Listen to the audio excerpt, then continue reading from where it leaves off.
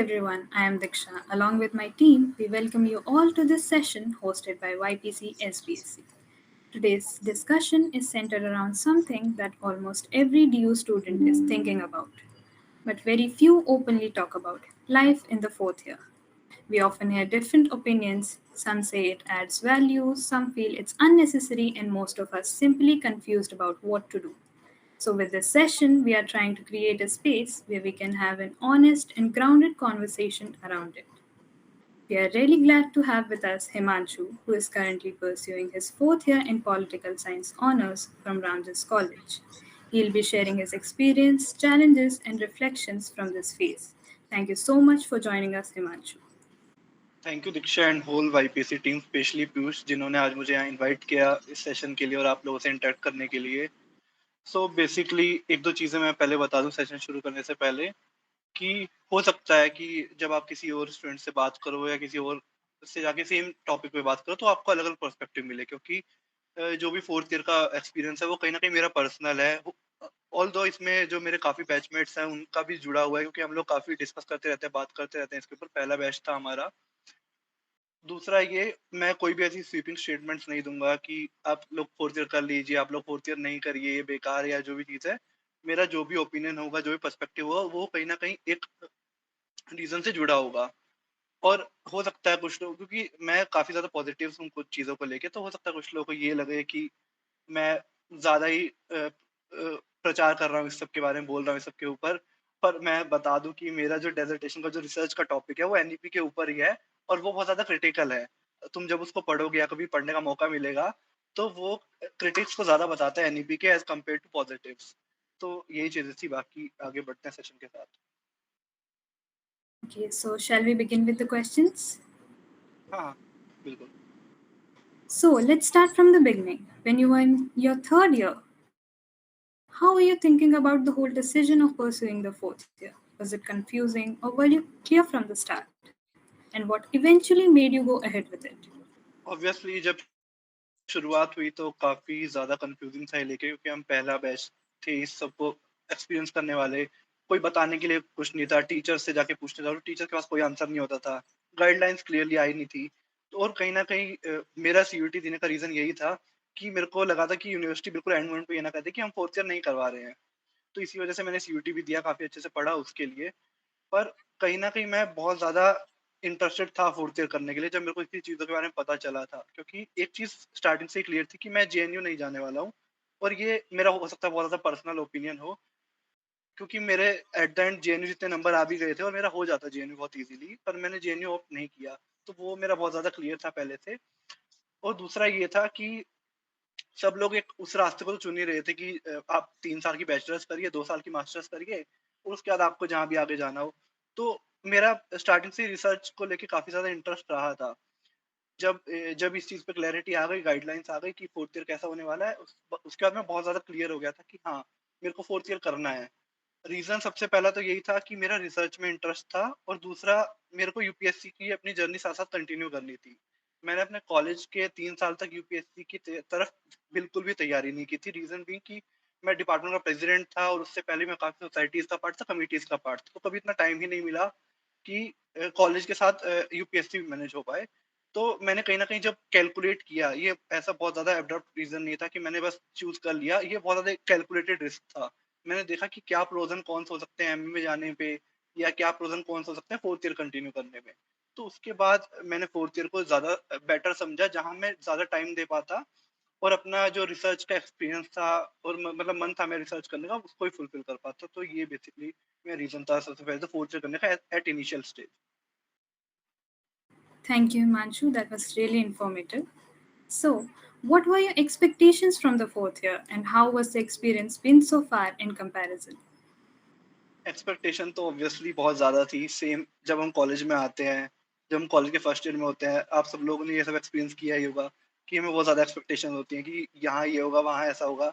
Same मुझे fourth year base से भी थी। मेरे को लगा था कि मैं रिसर्च इतनी अच्छे से हो पाएगी कि अप्रैल में मेरे हाथ में एक पब्लिश्ड पेपर होगा मेरे नाम से या मेरे सुपरवाइज़र के साथ कंट्रीब्यूशन के साथ भी, पर एटलीस्ट मैं इतना कर पाऊँगा कि मैं पीएचडी में बहुत ईज़िली रिसर्च कर पाऊँ।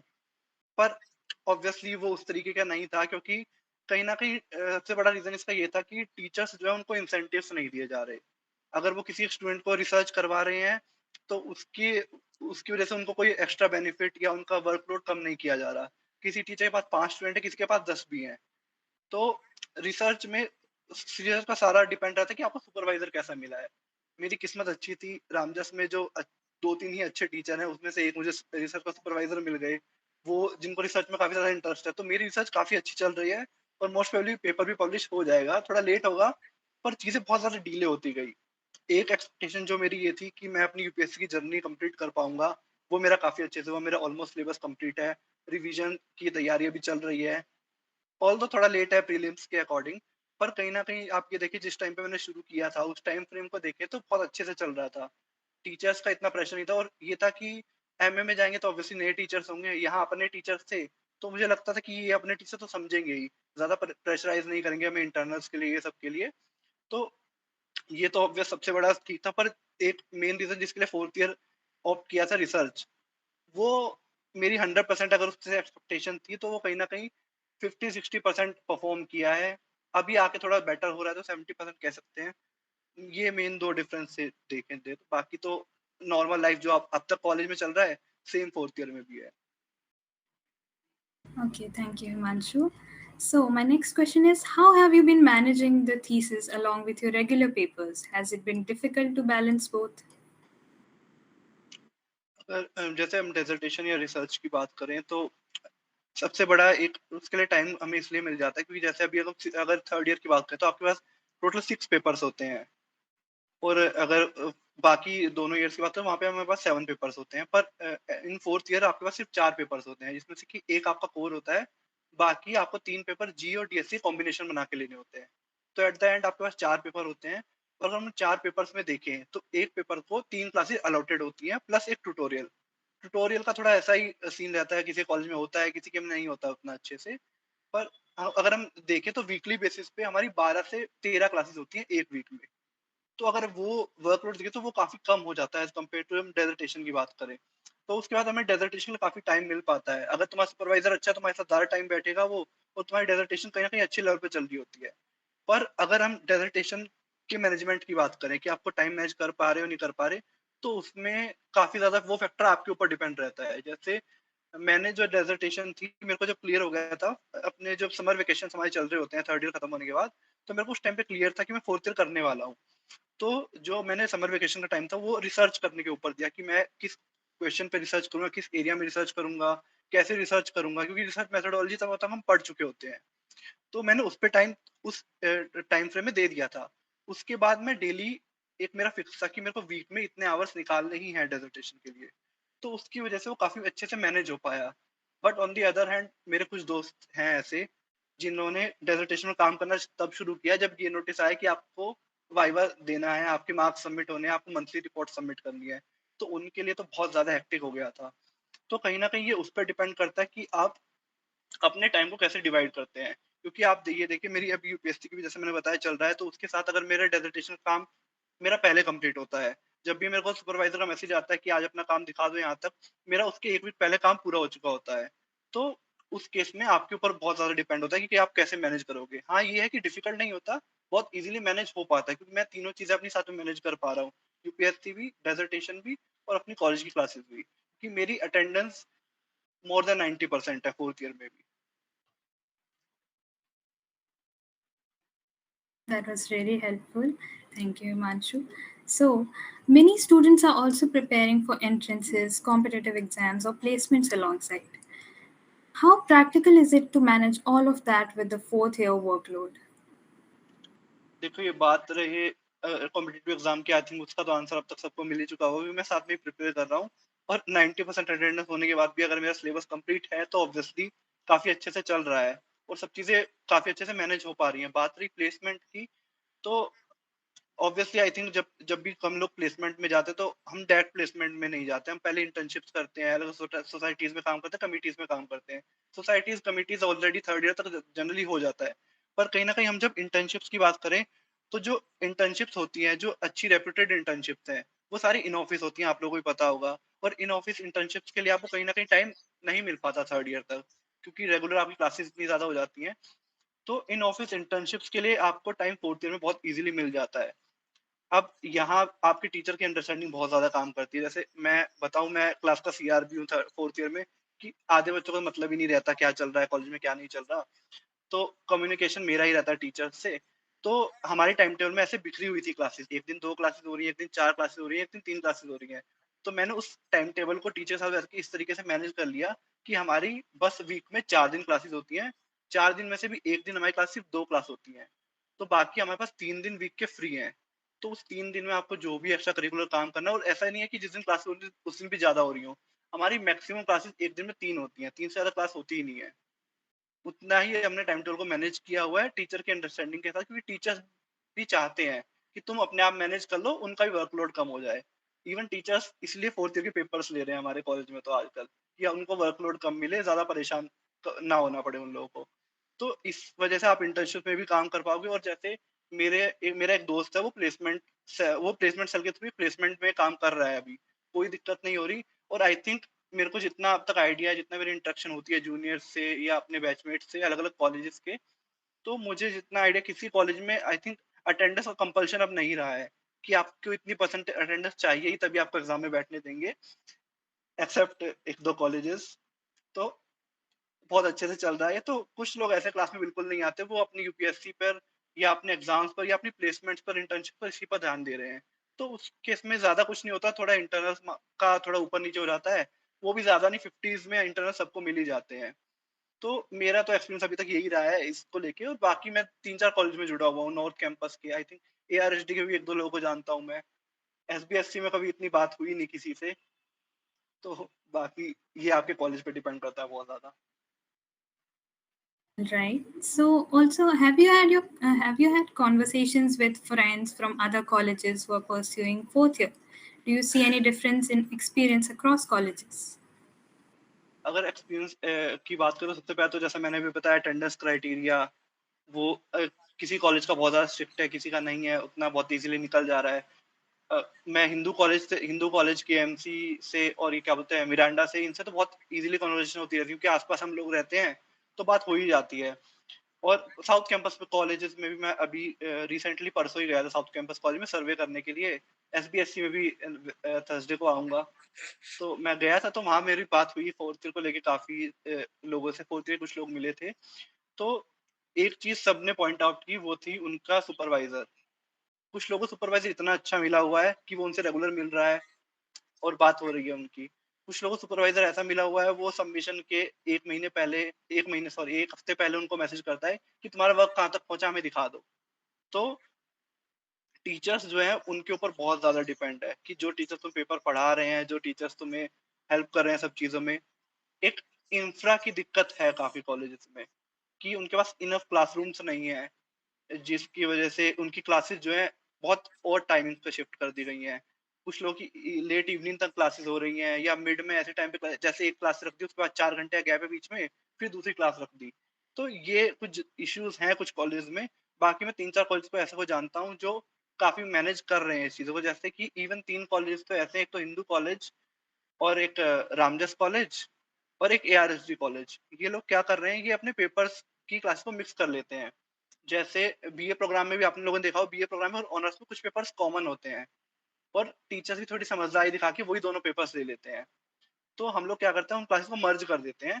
तो उनको भी कोई दिक्कत नहीं है, बीए प्रोग्राम का हुई, हम लोग को भी कोई दिक्कत नहीं होती, हम कॉमन टाइमिंग्स पे क्लास रख लेते हैं। तो इसमें सबसे ज़्यादा हाथ है आपके सुपरवाइज़र का, क्योंकि सुपरवाइज़र के हाथ में आपके 480 मार्क्स हैं पूरे ईयर के, और 480 मार्क्स ऐसे हैं कि वो आपकी सीजीपीए डिसाइड करते हैं पूरी। तो अगर आपको सुपरवाइज़र बहुत अच्छा मिला हुआ है, तो आपका 4th ईयर बहुत अच्छे से जाएगा। तो सबसे मेन बात है, जो लोग हैं ऐसे कि जिनको क्लियर है, 4th ईयर करना चाहते हैं, थोड़ा भी मन है 4th ईयर करने का, तो वो अपने समर वेकेशंस पे अपना डिसर्टेशन पे थोड़ा काम करें। और एक आप सब लोग आई थिंक 3rd ईयर में आ चुके हो, तो आपको लोग थोड़ा आइडिया होगा कि कौन टीचर अच्छा है, कौन टीचर किस एरिया में अच्छा है। तो उस टीचर को पकड़ो, उसको मैसेज करो, थोड़ा समझाओ अपने एरिया के बारे में कि उसमें रिसर्च करना चाहते हो, तो टीचर को भी इंटरेस्ट आएगा कि तुम लोग सच में करना चाहते हो। उसके बाद अगर तुम पहले से ही थोड़ा बना के रखोगे, तो हो सकता है वही टीचर तुम्हें सुपरवाइज़र अलॉट हो जाए। तो फिर तुम्हारा 4th ईयर थोड़ा-सा ज़्यादा ईज़ी हो सकता है। मैंने ये ट्रिक अपनाई थी, जिसकी वज़ह से मुझे अपनी मर्ज़ी के सुपरवाइज़र मिल गए और मेरा काफ़ी अच्छे से चल रहा है। बट हाँ, ये है कि बहुत ज़्यादा डिपेंडेंट है ये कॉलेज की पॉलिसीज़, टीचर्स या जो तुम्हें सुपरवाइज़र मिल रहा है उसके ऊपर। तो तुम लोगों को आई थिंक जो भी 4th ईयर करना चाहेंगे उनको अपने कॉलेज का हाल तो पता ही होगा, उनको अपने टीचर्स के बारे में तो पता ही होगा। तो थोड़ा उनको देख के डिसीज़न लें या उनको देख के डिसाइड करें कि आपके लिए सही रहेगा, क्या नहीं रहेगा। Thank you, Himanshu. That was really informative. So, what kind of challenges have you personally faced during the fourth year that you didn't really anticipate earlier? सबसे पहला तो डिसर्टेशन के बारे में बात करें जो आपको थीसिस लिखनी है। जब मैं थीसिस लिखने चला था तो ऑब्वियसली हमें सबसे पहले तो ये डिसाइड करना होता है कि आपको किस साइड जाना है, या तो आपका क्वांटिटेटिव सर्वे होगा या क्वालिटेटिव होगा। क्वालिटेटिव में जहाँ तुम पूरा लिटरेचर पे ही ध्यान दे रहे हो, तुम इतना लोगों पे मतलब तुम सर्वे नहीं कर रहे साइट का जाके अलग अलग जगह नहीं जा रहे। तो पहला ऑप्शन ये था जो कि मेरे को बहुत ज़्यादा बोरिंग लगा था। क्योंकि मेरा सबसे पहला तो यही था कि मैं लोगों से बात करूँ, अलग अलग जगह जाऊँ। तो मैंने वही चूज़ किया, मैं सर्वे किया अलग अलग कॉलेज में जाके। अभी तक आई थिंक 15-16 कॉलेज में मैं जा चुका हूँ। तो मेरे को लगा था कि सबसे ईज़ी होगा स्टूडेंट से बात करना, स्टूडेंट्स के रिव्यू लेना। और कहीं न कहीं जब तुम देखो क्योंकि तुम सैंपल साइज़ में एटलीस्ट 200 के अराउंड रखना, 200-250 के अराउंड, तो तुम उस सर्वे को ओपन एंडेड नहीं छोड़ सकते। तुम लोगों को डिसाइड करना पड़ता है कि तुम कुछ पर्टिकुलर आंसर तुम वही आंसर लोग चूज़ करें ताकि तुम एनालाइज़ ईज़िली कर पाओ। तो उसके लिए मैंने गूगल फॉर्म बनाया, मैं कॉलेजेस में गया, तो मुझे लगा कि बहुत ईज़िली होगा कि लोगों को बोलना कि आपको 5-7 मिनट लगेंगे, प्लीज़ आप ये गूगल फॉर्म भर दीजिए और अपना पढ़ करके बता दीजिए। मेरा पहला कॉलेज जो था नॉर्थ कैंप मैं पहले साउथ कैंपस गया था। तो मेरा पहला कॉलेज था एआरएसडी। मैं कॉलेज में एंटर किया, मैंने बात-वात की, मैं बहुत पॉज़िटिव एनर्जी के साथ गया था। मैं सुबह-सुबह वैसे ही उन्होंने पहले तो गेट पे ही मेरे को रोक लिया कि आपके पास परमिशन नहीं है कॉलेज में एंटर करने की। जबकि मेरे पास उनके कॉलेज की परमिशन थी, बट उनके प्रिंसिपल ने मेरे को प्रिंसिपल ऑफिस से मेरे पास कॉल आया था कि आप कॉलेज मत आइएगा क्योंकि हमारा उस टाइम पे एनुअल फेस्ट है। तो मेरे को 1 महीने बाद फिर टाइम मिल पाया तो मैं गया। तो सबसे पहले 2-3 कॉलेज में मेरे को ये परेशानी हुई कि तुम्हें एंट्री की परमिशन नहीं मिल रही और टीचर्स तुम्हें बोल रहे थे कि तुम ईज़िली करवा लोगे। उसके बाद जब मैं कॉलेज में एंटर किया तो मैं बहुत अच्छी एनर्जी के साथ किया था और मेरा टारगेट था एटलीस्ट मैं 15 रिव्यूज़ लूँगा। और मेरा ये था कि मेरे को ये तो आइडिया था कि बच्चे नहीं भरते गूगल फॉर्म, तो मैं 20 लोगों से बात करूँ तब एटलीस्ट 15 लोग भर ही देंगे। मैंने किया भी यही, मैंने 25 लोगों से बात की और लास्ट में 7 लोगों ने फॉर्म भरा। तो वो काफ़ी देख के मेरा मन खत्म हो गया था वहीं पे कि क्या करूँ आगे? पर फिर भी मैंने हिम्मत की और किया। तो सबसे बड़ा दिक्कत आपको आएगी डाटा कलेक्शन में। अगर आपका लिटरेचर रिव्यू आपको कोई सर्वे नहीं करना, आपको कहीं जाना नहीं है, तो आप वो लिटरेचर ढूँढ के पढ़ोगे, उस पे अपना टाइम लगाओगे तो बहुत ज़्यादा टाइम कंज्यूमिंग हो जाता है। आप अगर सर्वे करोगे, तो आपको कहीं न कहीं अपना माइंड इस तरीके से बना के चलना पड़ेगा कि आपको सर्वे कर रहे हो तो आपको बहुत ज़्यादा चैलेंजेज़ आएँगे, लोग आपके बोलने के बाद भी फॉर्म नहीं भरेंगे, लोग गलत रिव्यू भर देंगे। क्योंकि अगर आप सर पे खड़े हो जाते हो कि आप प्लीज़ आप मेरे सामने फॉर्म भर दीजिए 5-7 मिनट का ही है, तो लोग कुछ भी क्लिक, क्लिक, क्लिक कर देंगे और सबमिट कर देंगे। तो आपकी हो सकता है रिसर्च फाइंडिंग ही गलत हो जाए। और मेरे 2-3 दोस्तों के साथ ऐसा हुआ है कि उन्होंने रिसर्च प्रपोज़ल बनाया अपना 2 महीने लगा के और उन्हें पता चल रहा है कि उनका टॉपिक पहले ही रिसर्च हो रखी है या इस टॉपिक पे रिसर्च ही नहीं हो सकती। तो ये बहुत ज़्यादा बड़े चैलेंजेस हैं। ऑल्दो जिन लोगों को आगे जाके पीएचडी करनी है या एमए भी जिनका रिसर्च में इंटरेस्ट है, तो ये चीज़ें हम इसी लेवल पर सीख रहे हैं। और दूसरा ये कि आपको एक चीज़ और माइंड में रखनी पड़ेगी कि बहुत रेयर चांसेस है कि आपको कॉलेज से फाइनेंशियल असिस्टेंस मिल जाए। आप अलग-अलग कॉलेज में ट्रैवल कर रहे हो, आप खर्चा कर रहे हो जितना भी, वो सब आपकी जेब से जाने वाला है। डीयू ने अपनी नोटिस में लिखा है कि फाइनेंशियल असिस्टेंस आपका कॉलेज प्रोवाइड करेगा। मैंने डेढ़ महीने तक एडमिन के चक्कर काटे हैं। उसके बाद भी मेरे को लास्ट में यही रिप्लाई मिला कि हम काम कर रहे हैं इस चीज़ पे, अगले सेशन से हो सकता है हम देने लग जाएँ पर अभी तो हम नहीं दे पाएँगे। उसके बाद आपका सुपरवाइज़र के साथ एक्सपीरियंस बहुत ज़्यादा अच्छा हो सकता है या बहुत ज़्यादा बेकार भी हो सकता है। उसके बाद अगर आप लोग सही टाइम पे रिसर्च स्टार्ट नहीं करते हैं, अपने डिसर्टेशन का काम स्टार्ट नहीं करते हैं, तो बहुत ज़्यादा आपको टाइम कंस्ट्रेंट आ सकता है। आप उसकी वज़ह से ओवर ओवर प्रेशर हो सकते हो। क्योंकि एक अच्छी रिसर्च को लिखने के लिए जो टाइम चाहिए होता है, वो बहुत ज़्यादा टाइम चाहिए होता है। आपको एट लीस्ट 1 डेढ़ साल चाहिए होते हैं। अगर आप यूजी लेवल कर रहे हो, तो फिर भी एट लीस्ट आपको 5 से 7 महीने देने पड़ेंगे इसको। तो आपको अपने माइंड को बनाना पड़ेगा कि आपको टाइम देना है। जहाँ मैं थोड़ा-सा लैग हुआ, जैसे मैं अभी सर्वे के लिए थोड़ा लैग हो गया था, बीच में मैंने छोड़ दिया था 1 महीने। तो मेरे को उसके लिए चैलेंजेस काफ़ी आए। दूसरा, टेक्निकैलिटीज़ बहुत ज़्यादा हैं। आपके एक एक पर्टिकुलर स्ट्रक्चर दिया गया है, आपका उस स्ट्रक्चर में अगर प्रपोज़ल नहीं हुआ, आपकी प्रॉपर साइटेशंस नहीं हो, तो वो रिजेक्ट होता रहेगा बार-बार। और हो सकता है इस मीटिंग में बैठे हुए कुछ लोग बहुत ये सोच रहे हो कि जैसे हम असाइनमेंट बना के देते हैं, चैट जीपीटी पे डालते हैं, वो बना के देता है और हम सबमिट कर देते हैं, वैसा कर लेंगे। ऐसा नहीं होने वाला। कुछ लोग ये भी सोच रहे होंगे कोई बात नहीं, चैट जीपीटी पे सबमिट नहीं होगा तो हम उससे निकलवा लेंगे और लैंग्वेज चेंज करके हम सबमिट कर देंगे। ये भी नहीं होने वाला। क्योंकि जब आपका प्रपोज़ल या डिसर्टेशन सबमिट होती है, तो कॉलेज के पास एक प्लेजरिज्म चेकर और एआई चेकर होता है। वो सॉफ्टवेयर बहुत ज़्यादा अच्छा है, जितना आप सोच नहीं सकते वो उससे भी ज़्यादा अच्छा है। आप किसी वेबसाइट से पैराफ्रेज़ करवा लीजिए, कितना पैराफ्रेज़ करवा लीजिए, वो पकड़ लेगा। यूनिवर्सिटी ने लिमिट सेट की हुई है 20% एआई और 10% प्लेजरिज्म। अगर आपका वो क्रॉस कर गया, तो आपका प्रपोज़ल सबमिट होगा ही नहीं, आप कुछ भी कर लीजिए। और वो ऐप इतना अच्छा है, क्योंकि मैं अपनी क्लास में कुछ लोगों को जानता हूँ जिन्होंने ये काम करने की कोशिश की। उन्होंने एक स्टूडेंट तो ऐसा था जिसने आई थिंक ₹500 पे किए थे किसी वेबसाइट पे जाके कि हम आपका ह्यूमनाइज़ कर देंगे आपके पूरे कंटेंट को। ह्यूमनाइज़ कंटेंट कुछ नहीं होता। वो पागल बनाने का तरीका है। सबसे बड़ा चैलेंज इसी में आएगा आपको कि आपको डिसर्टेशन लिखनी है और वो खुद से लिखनी है। और मैं कुछ लोगों को बता दूँ, कुछ लोग डिसर्टेशन या रिसर्च पेपर को ये सोच के चलते हैं, जैसे उन्होंने कोई रीडिंग पढ़ी है, वो 15-20 पेज की होती है। एक्चुअल डिसर्टेशन होती है 50 प्लस पेजेज़ की। और आपका क्वालिटेटिव ज़्यादा है तो वो 70-80 पेजेज़ तक भी जा सकती है। तो अपने माइंड में ये रख के चलना कि आपको 70-80 पेजेज़ लिखने हैं और अपने हाथ से लिखने हैं, अपने दिमाग लगा के लिखने हैं। क्योंकि वो बहुत जल्दी प्लेजरिज़्म पकड़ लेगा, बहुत ईज़ी है उस ऐप के लिए पकड़ना। और वो ऐप ऐसा भी नहीं है, उस ऐप के हर हफ्ते अपडेट आते हैं। तो अगर चैट जीपीटी अपडेट हो रहा है तो वो ऐप भी वो चीज़ें अपडेट कर लेता है अपने आप में। तो ये सबसे बड़ा चैलेंज है। ऑल्दो मेरे को ये पहले से पता था तो मैंने ये ट्राई नहीं किया था। मैंने लिखा है खुद मैथ्स, मेरे पास टाइम था तो मैंने लिख भी लिया कहीं न कहीं। Thank you, Manshu. That was really informative. So, moving on to our last question.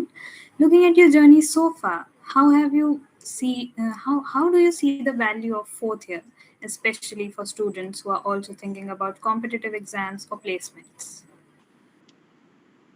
देखिए, पहले कॉम्पिटिटिव एग्ज़ाम की बात करें तो अगर आपको कॉम्पिटिटिव एग्ज़ाम की आपकी तैयारी करनी है, तो अगर आपको टाइम चाहिए, तो आपके पास 2 ऑप्शंस होते हैं, या तो आप ड्रॉप कर लीजिए, या अगर आप कंटिन्यू करना चाहते हैं तो या आप एमए करेंगे। तो हम मैं कंटिन्यूएशन की तरफ पहले बात करता हूँ। अगर आप कंटिन्यू कर रहे हैं और आप अगर एमए कर रहे हैं, तो एमए में कहीं न कहीं आपके जो हाँ, आई थिंक वहाँ पे पेपर्स जो होते हैं, 6 पेपर्स होते हैं और वहाँ पर 90 मार्क्स का इंटरनल होता है, 70 मार्क्स का इंटरनल, सॉरी। 70 मार्क्स का इंटरनल होता है, सेम जो आपने यूजी में देखा है, सेम इम्प्लीमेंट हो चुका है वहाँ पर भी। तो वहाँ पर यही चीज़ का रहता है, तो इसमें आपको सबसे बड़ी दिक्कत ये आएगी, आपने देखा होगा कि यहाँ पर आपको एटलीस्ट 1 पेपर 1 टीचर पढ़ा रहा है।